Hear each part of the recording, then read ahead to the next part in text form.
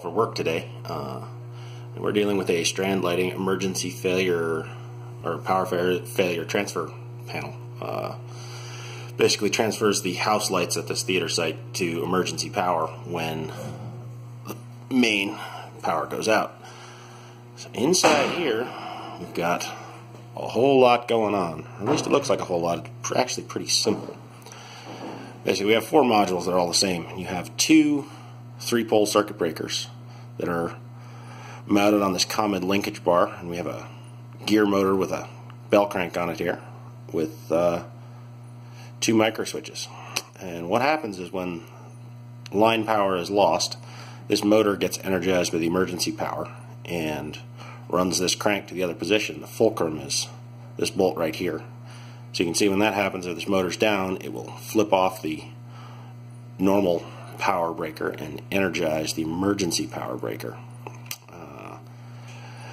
They work okay. They're not my favorite style because you have a motor and stuff that has to work when the emergency power engages. I prefer some of the other manufacturers that they use contactors that are electrically held and then mechanically actuated. So when the power goes out, the coil loses, isn't energized anymore, and it mechanically trips into the emergency position as opposed to this.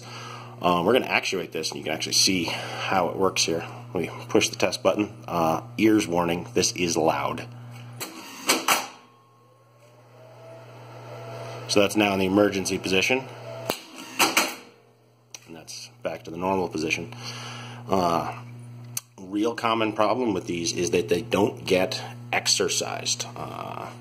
Any of your emergency stuff you should be testing once a month. These ones are particularly snarky if they sit for a bunch of months and then finally you get a power outage. So one of the things that happened is under this cover is a little double pole, double throw relay. Little pretty standard plug-in ice cube style relay. What happens on these is if they don't get exercised, the contacts will stick together. They'll almost cold weld together. And then when the power goes out, the armature will stay in the closed position and the switch won't transfer.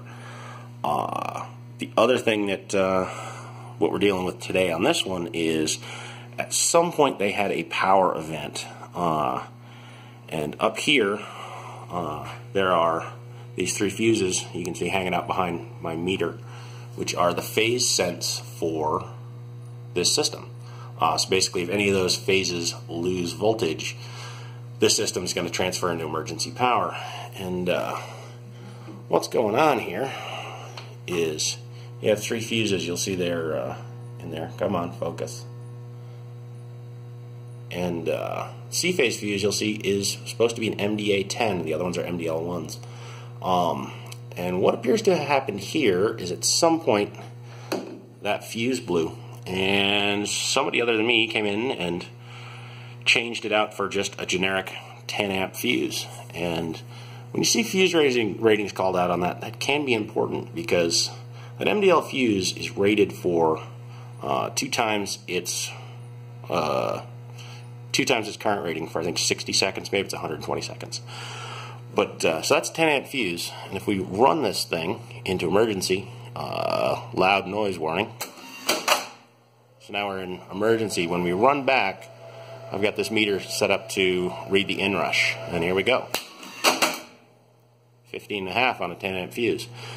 Now, if that's the proper spec fuse that is designed to take that overload, that's fine. It appears that someone has been to the hardware store and just grabbed some generic 10 amp fuses. And looking at these, I can't find, I've got the 10 amp 250 volt rating on there, but I don't have a call out as to whether it's time delay fuse, whether it's fast blow fuse, anything else. So we'll have to come back with the right spec fuse and get this working. Oh, that little relay hides under that cover. You can just barely see the indicator light on the coil right there. Right there, hiding behind that crate cover. We're not going to pull this off right now. So that's it. This is a Strand emergency lighting transfer panel. You can actually actuate these, manually actuate them if you have to. There's an override lever way back in the back there. That little lever that sticks down off the back of the gear motor is a brake release, so you can actuate these without power if you have to, or you get a weird trip breaker situation. But that's it for now. We'll come back with the right spec fuses and try and educate the client to exercise their emergency systems more often. Alright, thanks.